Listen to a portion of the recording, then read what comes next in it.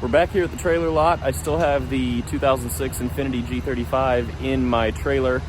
The disassembly went very well the other night. However, we discovered a couple things that made reassembly a little more difficult than I had hoped. I was really hoping that the car was going to be fixable without going to a body shop to have anything pulled back to straight. Unfortunately, when we started putting body panels back on the car, we realized that the fender apron on the driver's side was pushed kind of up and over by about an inch, which also correlates with the reason the core support wouldn't quite line up and why perhaps the suspension is pushed a little bit out of alignment. So we're gonna get this car over to the body shop tonight. We do have to assemble the core support and hood before we can get it to the shop, because that's what they use to help align it.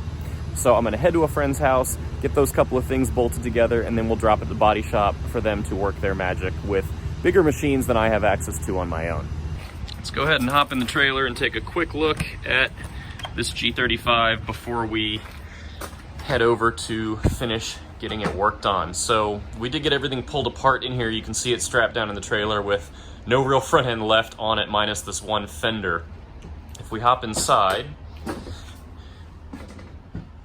the core support is on the car. It is bolted on very loosely over here using these two bolts.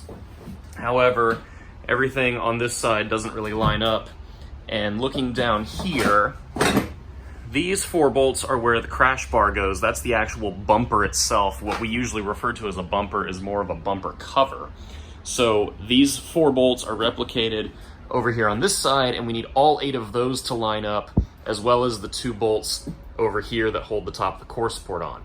Unfortunately, everything over here is just a little pushed up and out of the way. Now these are the 2 bolt holes for the core support on this side.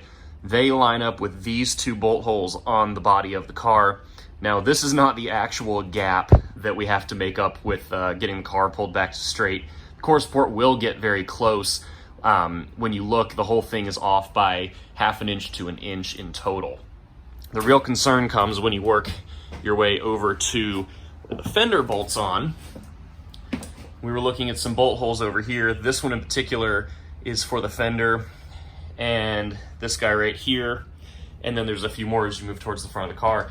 These are what got pushed over a little bit, and it's really tough to tell. This whole kind of fender apron piece right here, this is what I believe they're going to pull back to straight.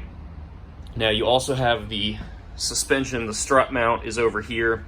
The suspension itself, this wheel is pushed into the wheel well a little bit where it shouldn't be, and I believe that's because the geometry got a little screwed up with all of this corner being part of the impact when my coworker ran into the other car.